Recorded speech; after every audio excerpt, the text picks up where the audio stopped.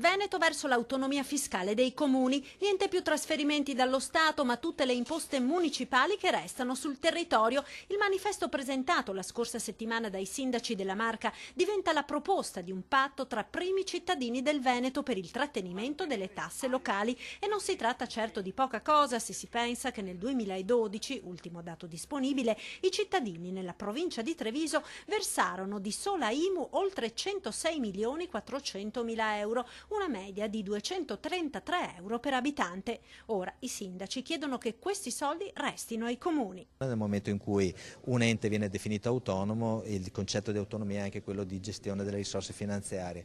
In pratica la proposta mira all'autogestione delle tasse municipali, partito da 93 comuni della Marca, sposato ora anche dai primi cittadini di Venezia, Padova, Vicenza, Belluno e Rovigo. Il manifesto dei sindaci finisce per unire i comuni del Veneto, grandi e piccoli. In comune abbiamo, scusate il gioco di parole, abbiamo proprio questa esigenza, quella di arrivare ad una effettiva autonomia impositiva. Le nostre tasse devono rimanere sui nostri territori. Punti cardine della proposta: l'imposizione sugli immobili con IMU e Tasi che resterebbero ai comuni, la creazione di un fondo di perequazione su base regionale per aiutare i comuni veneti che si dovessero trovare in difficoltà, infine la deroga dal patto di stabilità per la messa in sicurezza delle scuole. Per i cittadini c'è un grosso vantaggio perché si potrebbe arrivare veramente a non applicare alcune tasse che invece in questo momento devono essere applicate, tipo la Tasi. Una scelta di responsabilità ma anche di coraggio, e di primi cittadini ci mettono veramente la faccia, visto che non potranno più dare la colpa allo Stato se non riescono a fornire ai propri cittadini i servizi promessi.